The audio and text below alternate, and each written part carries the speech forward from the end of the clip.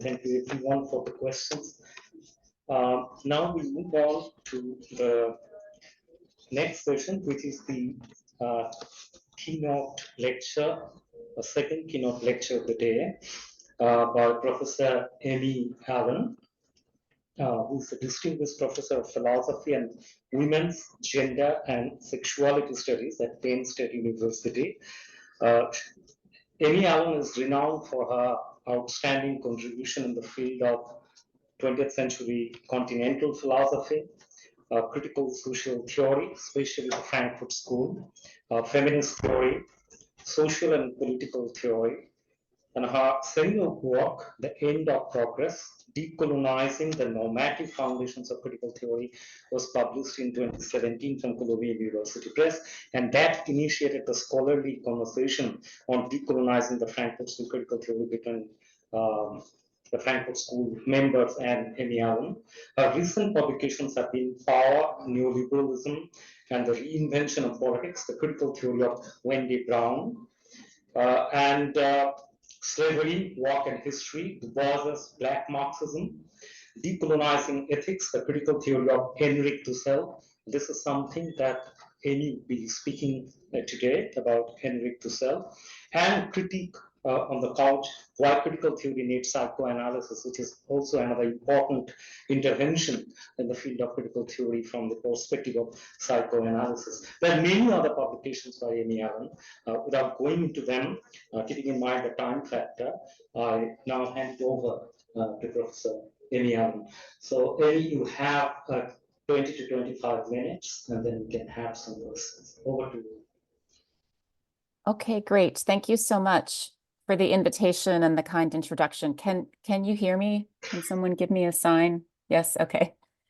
If it's okay, I'd like to share my screen. I have a PowerPoint presentation, which I hope makes the talk a little easier to understand. So can we see that PowerPoint? Yes, okay. Yes, it's visible. Just one second.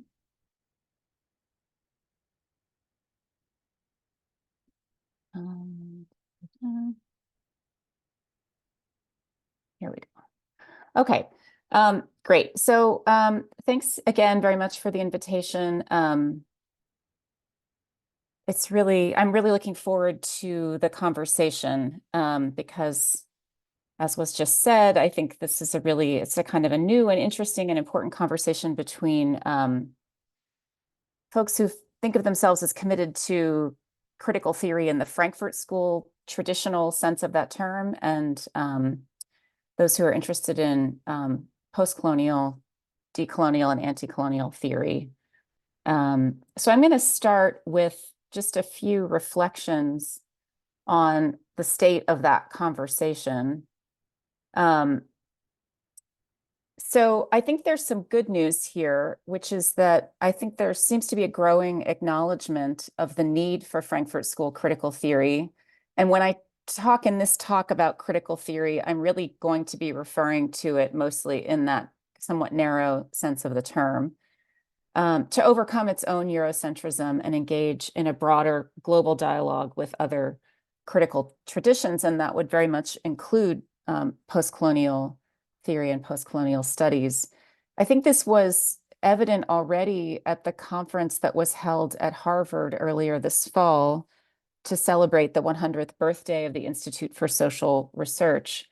Some of you may have been able to log into the webinar for that event. And if you were able to do that, you know that both Axel Honneth and Martin Jay spoke to this issue in their talks and emphasized the importance for critical theory's future of engaging more deeply and more broadly with the problem of Eurocentrism and its tradition, and also opening up at the same time to a conversation with broader critical traditions. I would say that's the good news. Maybe the less good news is that there isn't yet, I think, agreement on the source or the depth of the problem. And by problem, I mean the problem of Eurocentrism and critical theory. And so as a result, there's not really agreement on how best to address it.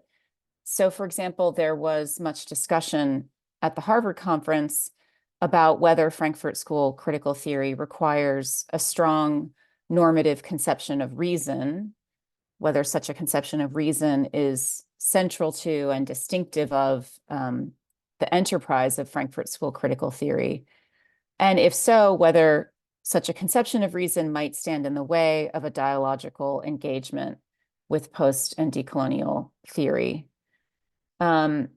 So I'd say the fact that we're having this conversation is within, the Frankfurt School kind of tradition, its inheritors, is a really good thing. But so far, there's still not agreement, I think, on how deep of a problem this poses for Frankfurt School critical theory.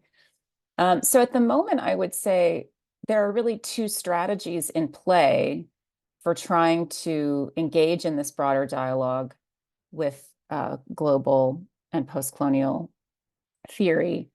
One is I'm going to call the globalizing strategy, and that proceeds by drawing on the resources of the European Enlightenment tradition, so Kant or Hegel or Marx in some combination, depending on your preferred orientation, to develop normative principles and critical frameworks that can then be applied globally.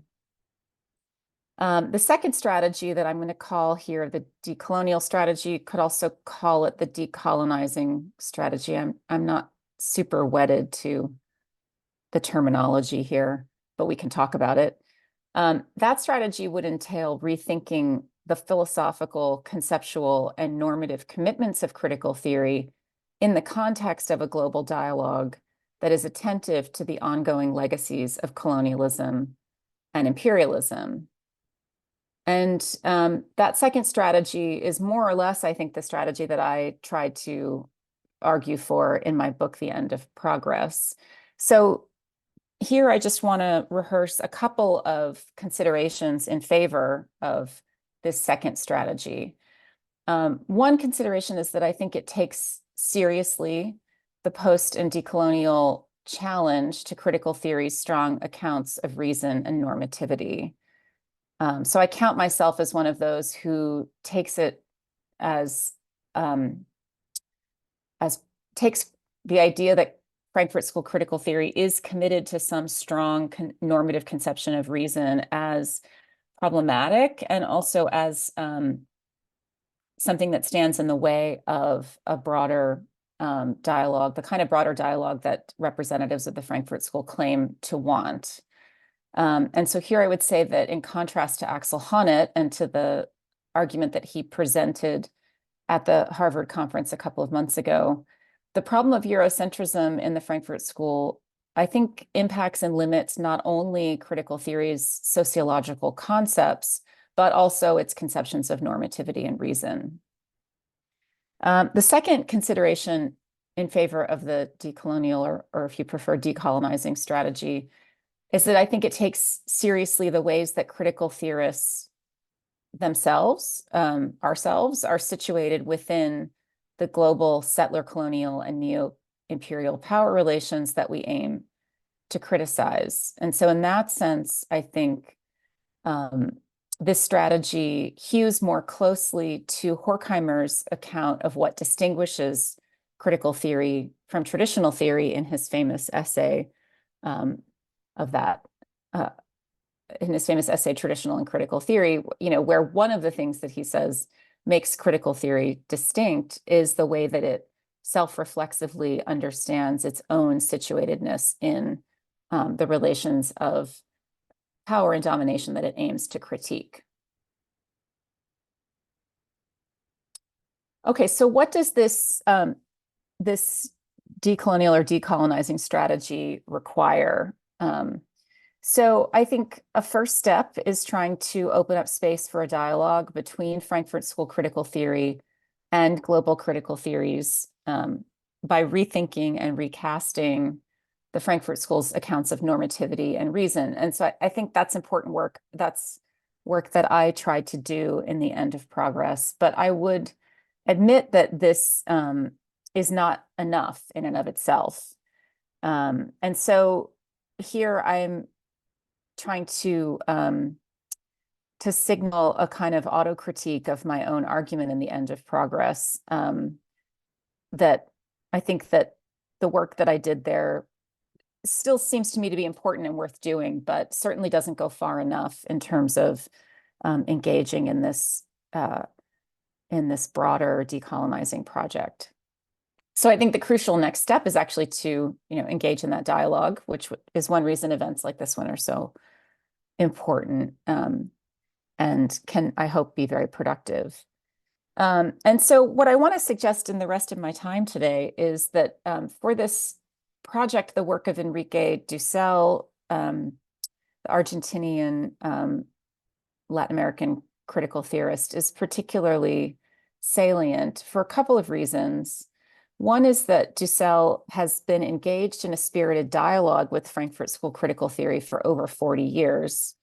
I don't think that members of the kind of core of the Frankfurt School tradition have paid enough attention to his work or taken it seriously enough necessarily, but Dussel has been reading and responding to the Frankfurt School, both Habermas and the early Frankfurt School, Benjamin, Adorno, Horkheimer, et cetera, for quite some time. So there's a really interesting conversation already to be found in his work.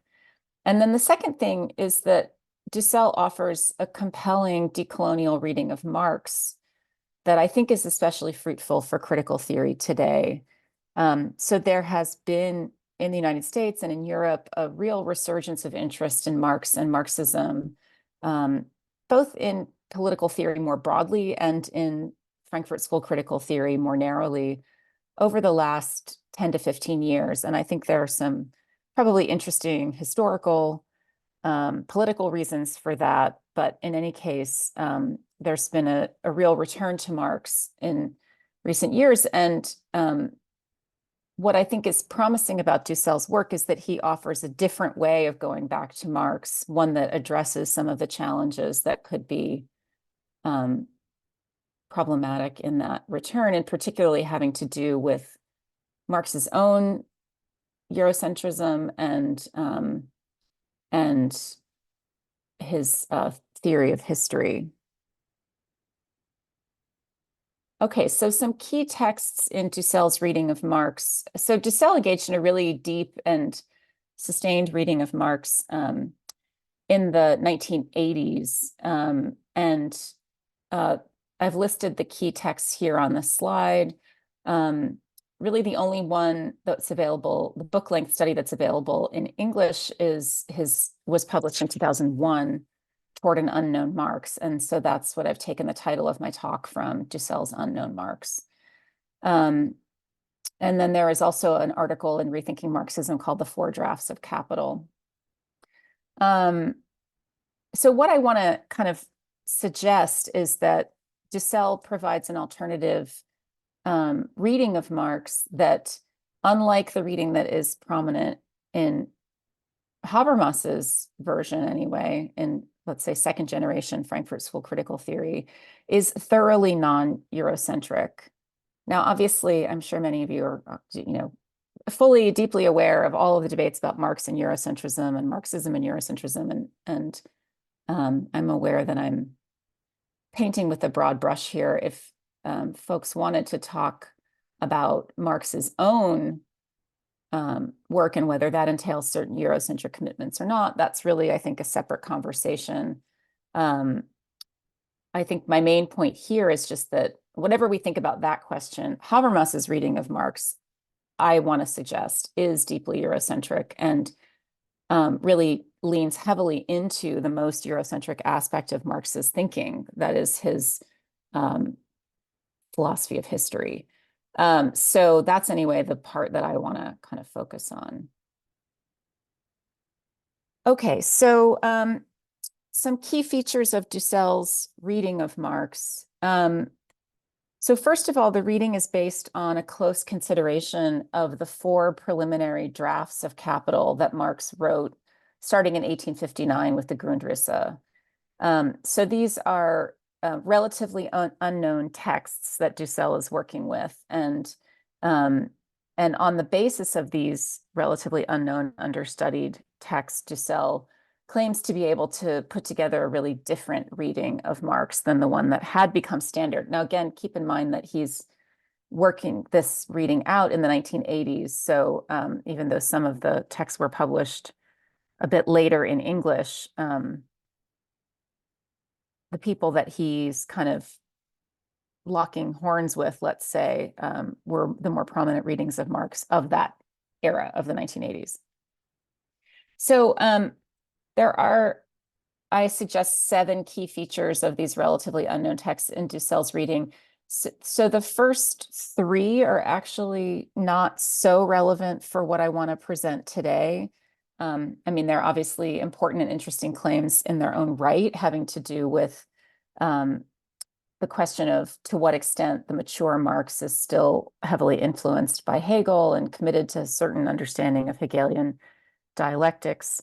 But that part of Dussel's reading has more to do with his, let's say, critique of an argument with Althusser and Althusser's anti-humanist reading than it does with the relationship between Dussel's work and the Frankfurt School. So I'm not going to focus on those first 3 features today.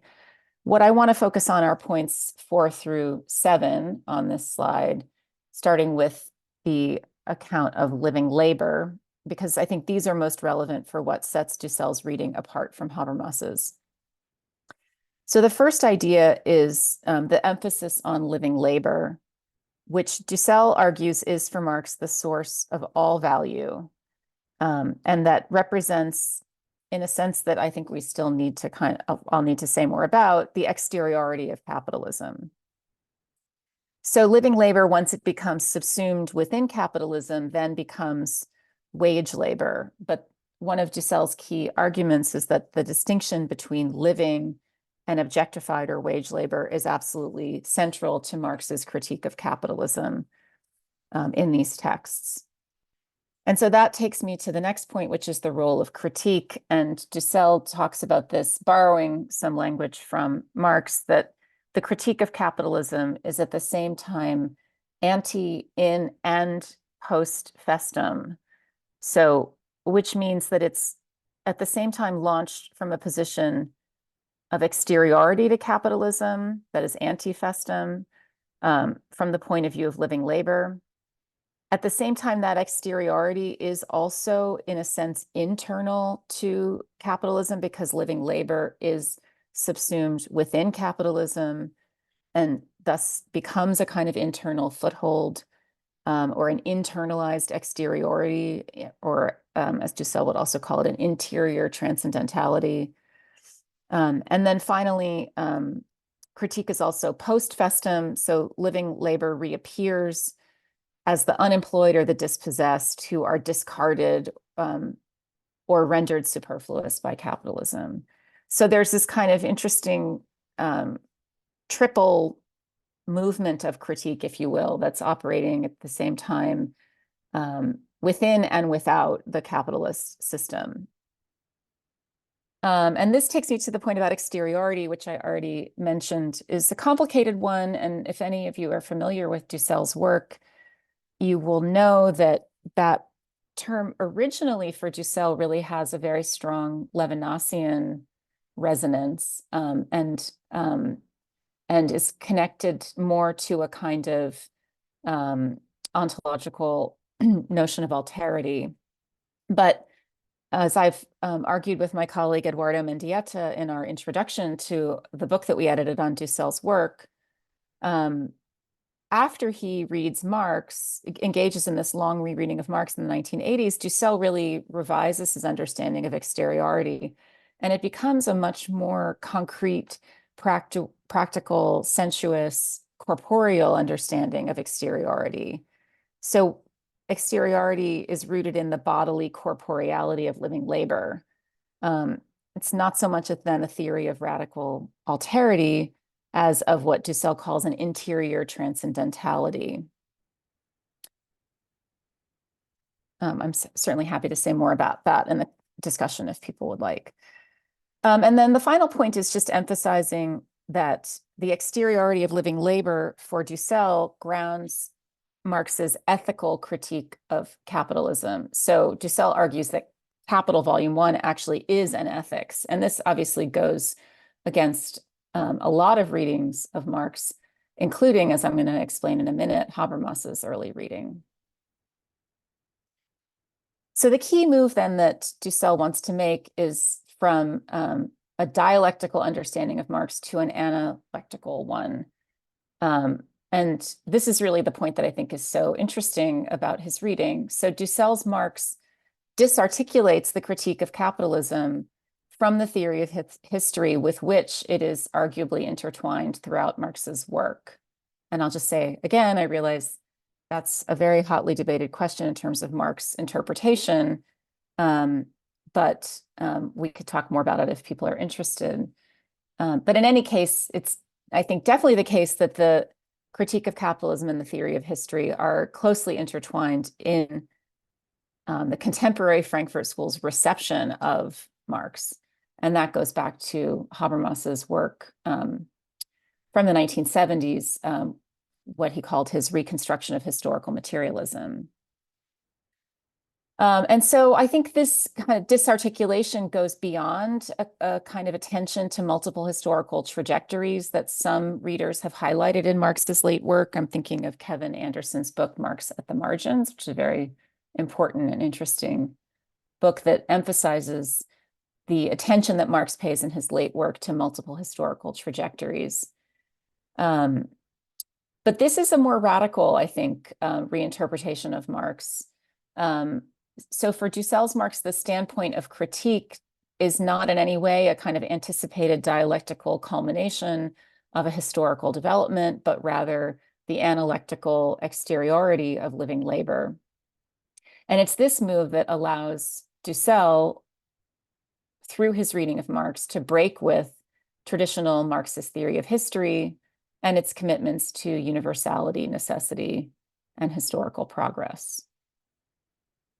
So here's, I think, where we can see the distinctions between Dussel's reading of Marx and Habermas's reading of Marx. And I would say, as one point that I tried to make in The End of Progress, that Habermas's reading of Marx from the 1970s, what he called his reconstruction of historical materialism, actually really casts a long shadow over contemporary Frankfurt School thinking and in terms of the way that it accounts for and understands its own normative perspective.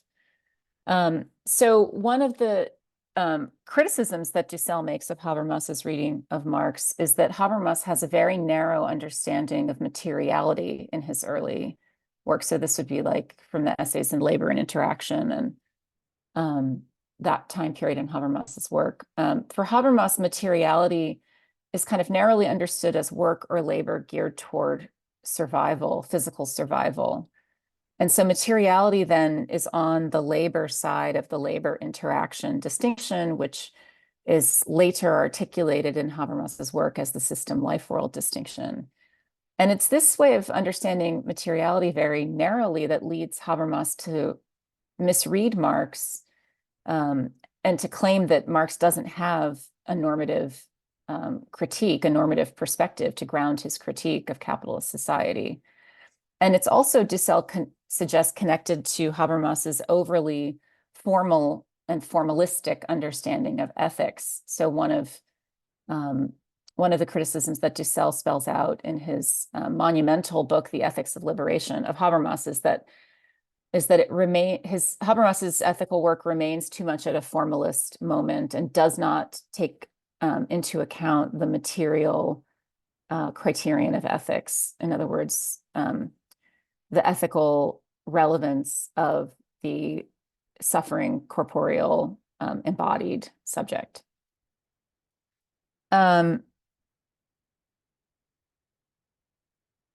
Okay, so Dussel then insists that what Marx has identified precisely is this material aspect of ethics, and that by failing to see it in Marx, this is connected with Habermas's own focus on discourse and rationality as opposed to understanding embodied suffering.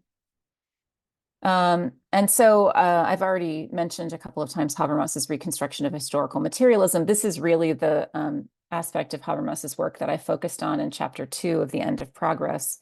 And there I argued that it's this way of this reading that is the backbone of Habermas's theory of social evolution and of modernity, which I think is really central to his own account of normativity.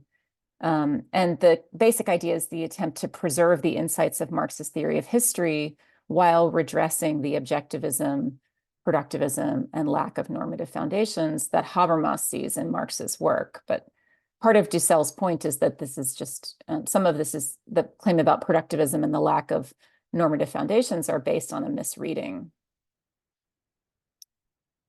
Okay, so the basic idea I want to sort of emphasize here is that I think Dussel offers a really different way for rethinking the critique of capitalism that could emerge from a dialogue between Frankfurt School critical theory and a broader engagement with post and decolonial theories. And one of the core ideas of Dussel's work is that the idea that the task of critical theory is the completion of the project of modernity could make sense only from a Eurocentric perspective. And the reality of the lived experience of those situated in the periphery demands a different reading of Marx, a different, I think, approach to critical theory. So this reading can't be one that grounds its ethical or normative or critical perspective in a developmental or progressive theory of history. And so here Dussel offers an interesting alternative, an alternative source of immanent transcendence, or what he calls interior transcendentality, rooted in the concrete, practical, embodied exteriority of living labor. And that's what I have for you. Thank you. Okay, thank you, Amy, for the talk. And I think we can have questions now. Yeah, can we take questions together, or would you prefer to have one question first and then the other one? Together's fine if there are multiple questions. Okay, so yes. Yeah, you take it. Yeah.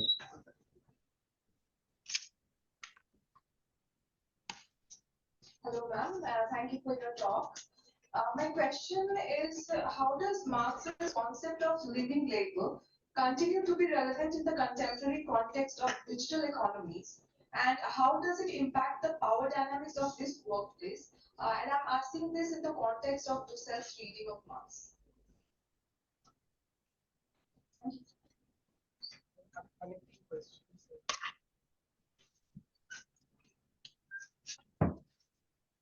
Yes, thank you. I'm Ridwan over here. Thank you for the presentation. It was really enlightening. I just want to go, when you were talking about living labor, and you are pretty aware of the way that these people have responded to this question of living labor. So it immediately attends to some other discourses. For example, the discourse of culture, for that matter, or even the social, for that matter. So whenever you have to theorize the subjectivity of living labor, you have to get back to these other discourses. And as you know, from a post-colonial, or you can say the South Asian context, these questions are extremely complex. So even if you have to deal with the living labor, so many other components are to be kept on board. So what do you think about that? Mm-hmm.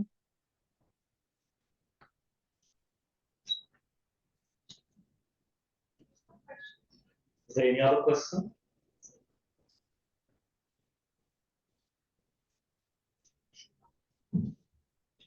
Did I can address those two for now? Yes, yes. Yes. Please go Okay. ahead. I'll take the second one first, maybe, because I think that's an important question, for sure. But I mean, and maybe the way that I want to answer it is going to cause more problems than it solves. So, but because I think that the idea of living labor is supposed to be, in some sense,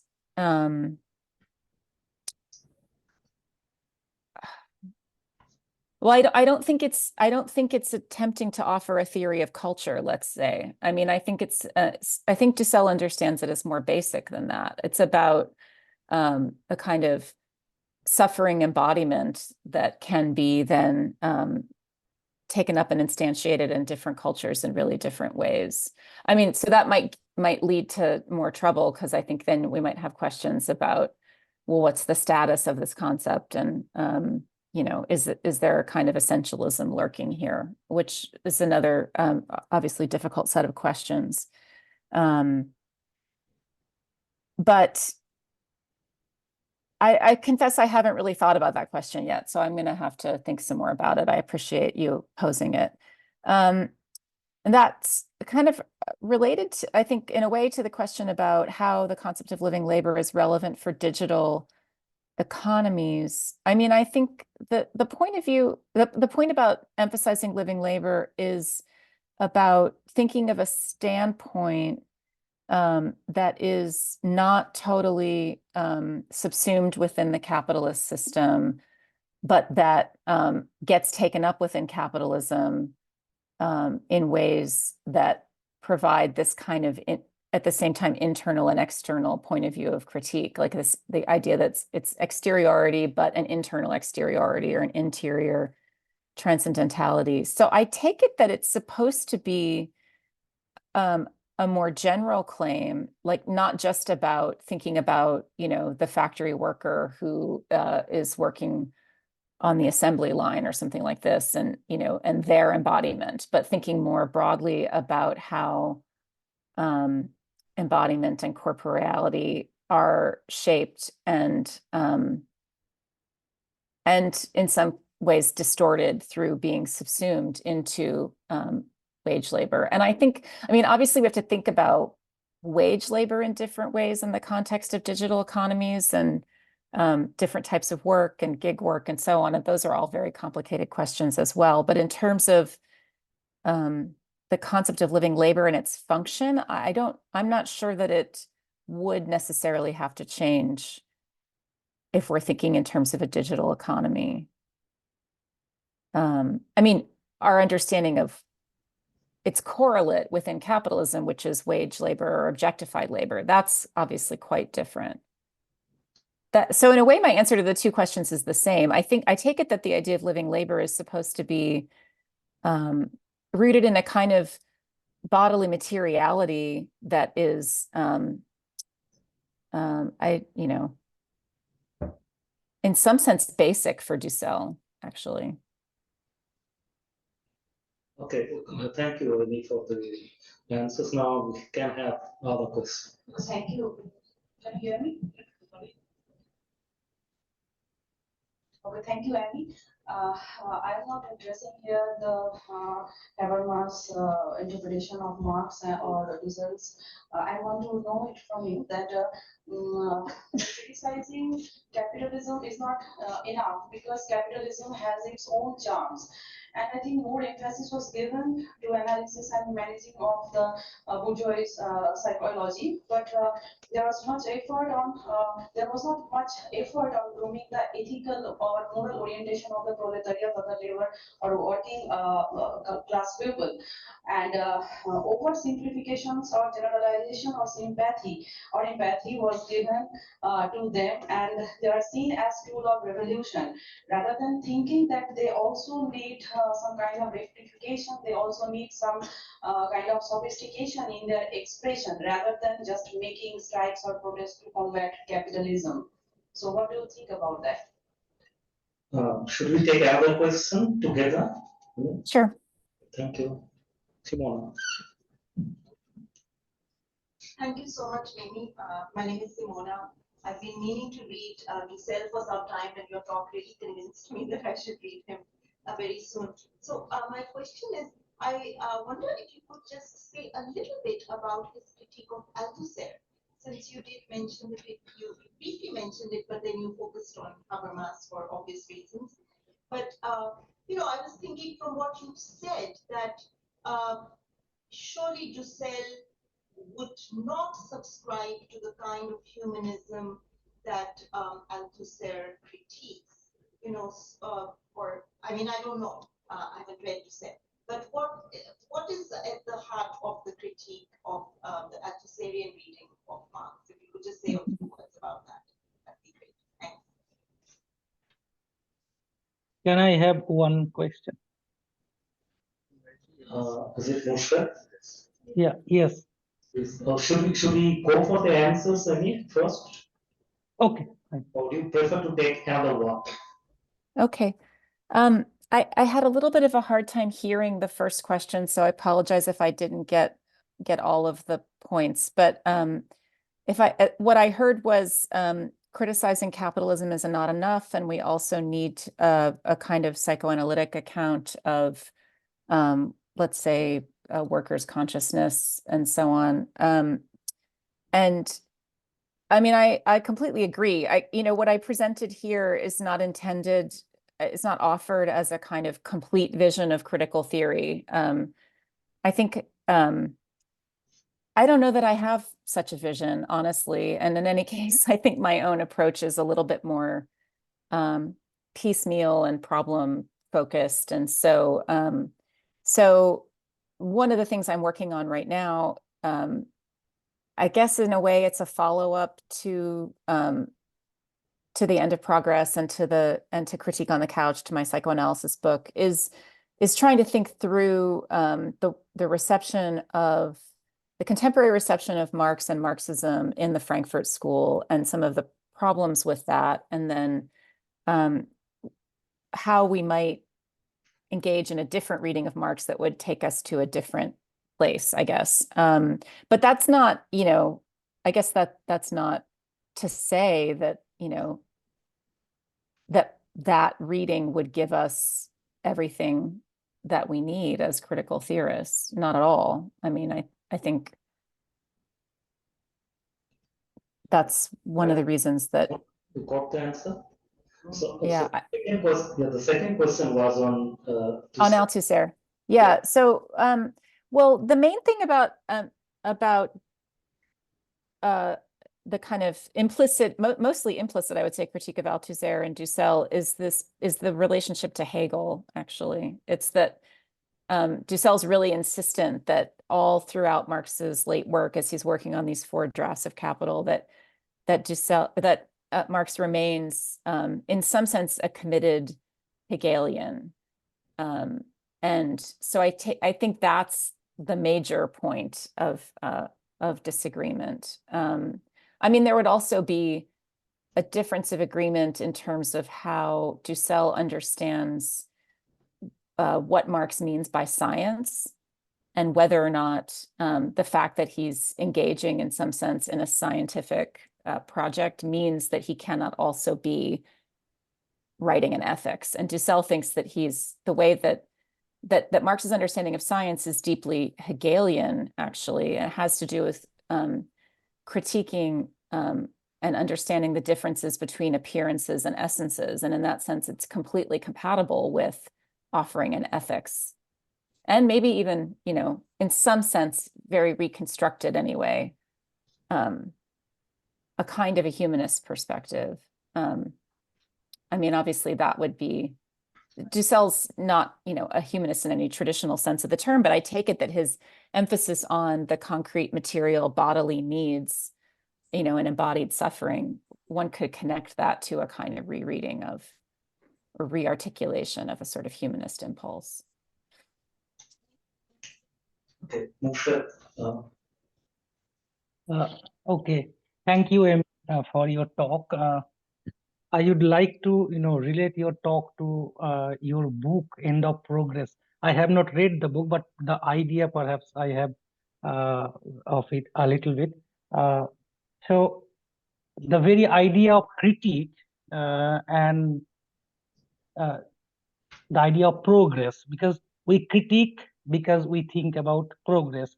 Okay, I mean, to change and to to achieve a kind of transformation. So the very idea of progress is inbuilt in critique, and that also can be a problem, I think, because it in a way then leads us to a kind of thinking about historicization or a teleological history. So what was Dussel's view of the kind of historicism that is there in Marx's thinking? Because this is problematic, because in many post-colonial thinking, they are talking about, multiple temporalities, coexisting in the contemporary. And when we talk about putting everybody to, on the bus to development, so-called, and progress, then that might lead to, many sorts of violence. So, understanding this problem, I think, is important, and I would like to know Dussel's account of it. Okay, those are some very big questions, but thank you. So in my book, what I try to argue is that yes, it's true that in some understanding of progress seems important for a critical theory, for progressive, theory generally, and that is the idea that I mean, basically an idea of improvement, an idea that we have certain, a certain vision, even if it's a negativistic vision of like a better future, which could just mean a less oppressive or less dominating future.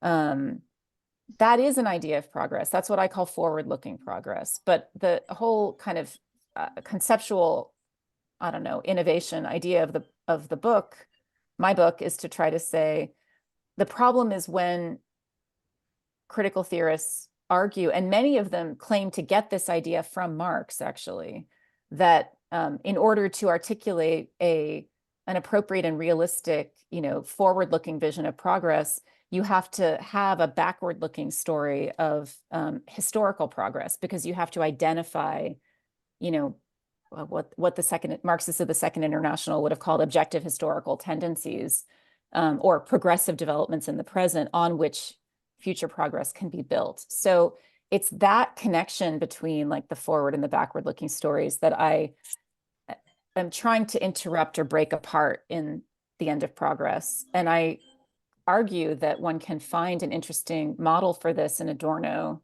and Adorno's rethinking of progress in his progress essay, in his lectures on history and freedom, and even in Negative Dialectics, that there's a radical critique of reading history in terms of progress, which for Adorno is impossible in the face of the Holocaust, and obscene to read history as a story of progress.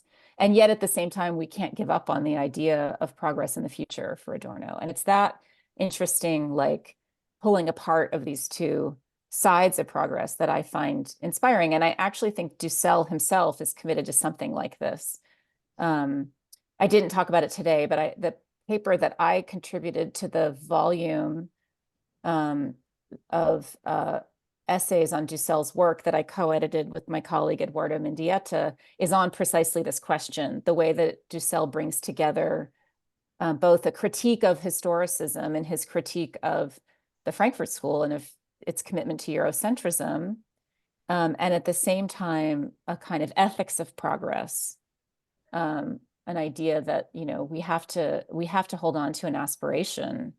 If you don't want to call it progress, fine, you could call it, justice or overcoming injustice, or, some kind of orientation toward a better future. So I think Dussel is also committed to this. And the last thing I would say is that this whole move that what I called from the dialectical to the analectical, I think is an attempt to break out of that historicist understanding that, that progress and our normative orientation toward progress is undergirded by some kind of, dialectical unfolding of history. And so for Dussel, that turning to the exteriority of living labor is a way of sidestepping that account altogether. And it's that, I think, that's promising for a kind of engagement with, as you said, the literature on multiple temporalities and so on. Thank you. Is there any more questions? Okay, so if I can take the opportunity to have a question, this is on Indo. So my question to you is that Dussel does talk about the idea of liberation, And so I'd like to know from you, because I haven't read much of Dussel. So how do you connect this idea of Dusselian idea of liberation vis-a-vis the Frankfurt School's critical idea of emancipation and the liberating optic that they provide? And along with that, I'd also be interested to know about when he talks about Marx, the heterodox non-Western way, does he include the question of spirituality? Because recently there are books and a special issue of the Rethinking Marxism journal on Marx and spirituality. So does Dussel engage the question of spirituality when he talks about Marx? Yeah, thank you.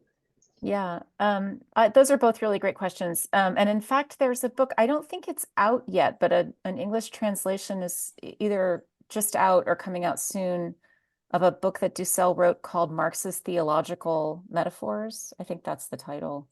So the answer to the second question is yes. There is this book length treatment of Marx's,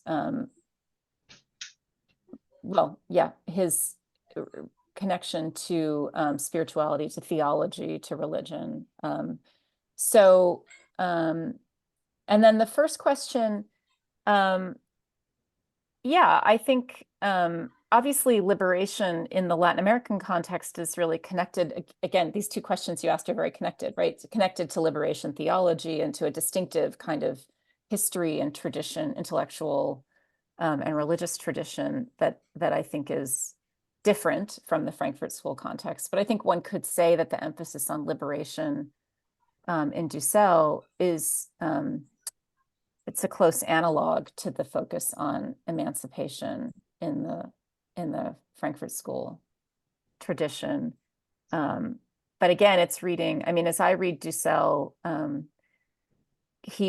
because he's writing from a decolonial perspective and from the perspective of a kind of Latin American peripheral experience, he's thoroughly rejects the idea of connecting that understanding of liberation to some sort of theory of history.